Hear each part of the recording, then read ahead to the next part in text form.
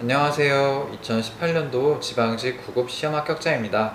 오늘은 한국사에 대해서 이야기를 해보려 하는데요. 저에게 한국사란 재미는 있지만 공부하기엔 어려운 과목이었습니다. 중학교 때 역사 드라마를 볼 때는 좋았지만 고등학교 때 국사를 공부할 때는 좀 어려웠고, 그래서 실제로 수능 때도 역사 과목은 전부 빼고 공부했을 정도였으니까요. 하지만 공무원 공부를 하면서 한국사의 재미를 들으니 공부하기 좋고 재밌는 과목이었습니다. 첫째, 한국사 전반. 우선 한국사 공부가 어려우신 분들은 재미가 없어서 그럴 확률이 높다고 생각합니다. 그럴 때는 흥미를 유발할 수 있는 강의 위주로 시작하는 것도 좋다고 생각해요. 물론 아직 수험 초기이고 시험까지 좀 많이 남았다는 가정하에 흥미를 유발하는 것이 좋다고 생각합니다. 처음에는 유명한 역사적 사건, 예를 들자면 임진왜란이나 청산리 전투, 그런 관련된 영상을 보면서 흥미를 좀 키우시고, 그 다음에 세세한 것들을 공부해 나가는 것도 좋습니다. 사극 드라마 왕건 혹은 장보고 같은 것들을 짧게 보면서 유튜브로 역사를 배우는 것도 좋습니다. 물론 이것들에 너무 빠져가지고 시간을 낭비하면 안 되겠지만요. 한국사는 저의 경우에 흐름을 타 남기가 좀 중요했습니다. 지금 공부하는 부분이 어느 시기인지, 역사적으로 어느 때인지 그것을 잘 파악하는 것이 좋고, 그 시기에 일어난 사건들 순서를 좀 외우고 있는 것이 좋습니다. 예를 들어 앞부분에 배우는 삼국시대를 경우로 보자면, 고구려 시대 광개토대왕과 신라의 뇌물마리간이 같은 시대인지, 그리고 백제 근초고왕은 그 전인지 후인지, 이런 것들을 비교할 수 있어야 합니다. 그리고 사료를 분석하는 능력도 있어야 합니다. 공무원 한국사 시험이 이렇게 조선 정조시대의 일을 고르라는 식으로 나온다면 참 좋겠지만, 좀 아쉽게도 애석하게도 정약용의 사료나 정조가 썼던 책의 일부를 발췌해서 문제를 낸 후에 해당 시대에 있었던 일을 고르시오 라는 식으로 출제가 이루어집니다. 그렇기 때문에 사료를 분석하고 누가 언제 왜 쓴 글인지에 대해서 분석이 가능해야 합니다. 또한 이제 암기 능력이 가장 필요한 부분 중 하나가 문화 부분인데, 선사시대 유적지부터 조선 후기까지 다양한 문화에 대비해야 합니다. 사실 문화 문제가 많이 나오는 파트 중에 삼국시대랑 고려시대가 있는데, 이 두 시대는 주로 불교 문화를 다룬 문화재나 건축, 그림 등의 비중이 높습니다. 물론 조선시대 문화재도 어렵고 복잡한 것들이 많지만, 개인적으로는 이 불교 문화재들이 석탑이나 각종 건축물 등이 나와서 많이 헷갈렸습니다. 그리고 이제 건축 양식에 대한 문제들도 많이 나왔는데 정말 많이 답답하고 어려웠습니다. 두 번째, 한국사 공부. 처음에 한국사를 공부하면서 가장 막막했던 점은 언제 이걸 다 외우나 하는 거였는데, 나중에 가니까 차라리 한국사가 더 편하더라고요.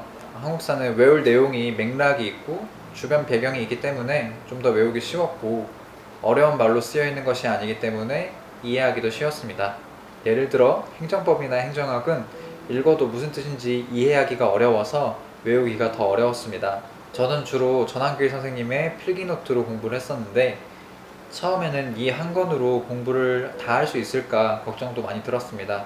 그런데 공부해보니까 제 개인적인 생각이지만 70%에서 80% 정도는 커버할 수 있겠다는 생각이 들었습니다. 그래서 이 책 위주로 공부하면서 단권화 작업이 필요했고, 강의에 나오는 내용들이나 기출문제에서 나오는 내용들을 필기노트에 정리해 놓고는 했습니다. 그리고 한국사의 경우에는 개인적으로 외우는 시간도 많이 들였지만 강의 위주로 공부하는 시간을 많이 썼습니다. 새로운 강의가 올라올 때마다 새로 추가되는 내용이 있기도 했고, 혼자 외울 때보다 재밌게 외울 수 있어서 강의를 많이 들었습니다. 제가 고생했던 부분은 문화 부분, 앞서 말했듯이 문화 부분과 근현대사 부분이었는데, 문화 부분은 건축물의 건축 양식이나 문화재에 얽힌 전후 내용을 놓쳐서 틀리는 경우가 많았고, 근현대사 파트에서는 주로 회담이나 주요 협약 같은 부분에서 좀 많이 틀렸습니다. 이 회담이나 협약 같은 부분이 워낙 비슷한 이름이 많고 협약도 다양하다 보니까 좀 많이 헷갈렸습니다. 반대로 제가 좋아했던 부분은 삼국시대였는데, 왕이 많이 나오고 시간 순서대로 외워야 한다는 점이 좀 부담스럽긴 했지만 대체로 재밌는 내용이 많았고, 과거에 봤던 드라마들이 생각이 나서 많이 재밌었습니다. 예를 들자면 통일신라 말기에 나오는 선덕여왕 시대, 이 드라마 선덕여왕을 봤었는데, 그때 나왔던 비담과 지금 이 책에 나오는 비담을 보면서 흥미롭게 공부하기도 했습니다. 제가 보통 한국사를 공부했던 시기는 아침이나 저녁 공부 마지막 타임이었습니다.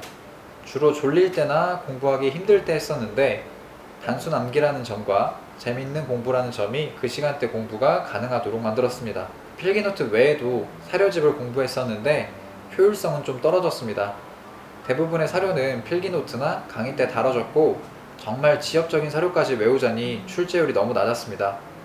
개인적인 생각에는 사료가 정말 어렵게 나오는 추세가 아니라면 굳이 사료집을 보지는 않아도 될 것 같습니다. 그리고 기본 개념 강의를 다 들어야 하는지 고민하시는 분들도 많을 것 같습니다. 공무원 공부 특성상 인강 강의 수가 100강에 가깝거나 넘어가는 강의도 많고 강의 시간도 강의당 1시간을 넘는 경우가 많기 때문에 많이 부담스러울 수 있습니다. 저는 사실 기본 개념 강의는 다른 강사분의 강의를 1회독에서 2회독 정도 했던 상황이어서 전환기 선생님 강의로 넘어올 때 그냥 필기노트부터 들었습니다.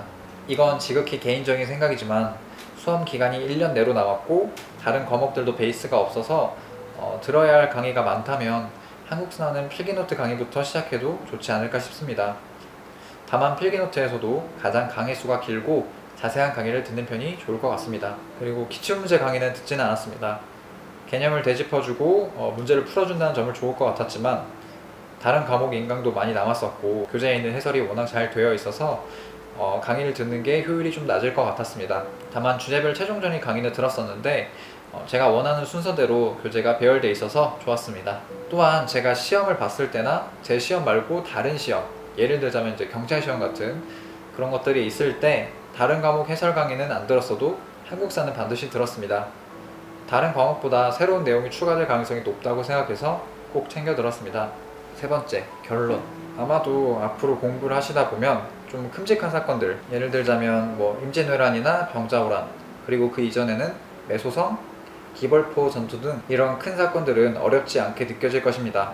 많이들 들어본 사건이고 또 공부할 때도 의식적으로 많이 공부할 테니까요. 오히려 중간중간에 나오는 문화 부분이나 사회 부분들이 많이 어려울 수 있습니다. 근데 이게 사실 되게 당연한 소리입니다. 지엽적인 부분이 어려운 게 사실이니까요. 그래서 나중에 좀 공부가 된 상태에서 시험을 보면 틀리는 문제들이 대부분 사회나 문화 부분의 문제일 가능성이 높습니다. 그렇기 때문에 이때 틀린 부분들을 확실히 복습하고 넘어가지 않으면 다음에 또 틀린 상황이 올 수 있습니다. 제가 그랬었는데 제가 기억하기로는 명동성당 문제였었는데 이 명동성당의 건축 양식이 고딕 양식인가 라는 문제를 한번 틀리고 좀 대충 공부하고 넘어갔다가 이게 시험에 또 나와가지고 또 틀렸던 기억이 있습니다. 그러니까 틀린 문제는 확실히 짚고 넘어가는 것이 좋습니다. 한국사는 처음에 접하면 좀 양이 많아서 어렵다고 느낄 수 있지만 좀 재미를 붙이고 시대를 생각하면서 공부를 하다 보면 가장 재밌는 과목이 될 수 있을 것입니다. 감사합니다.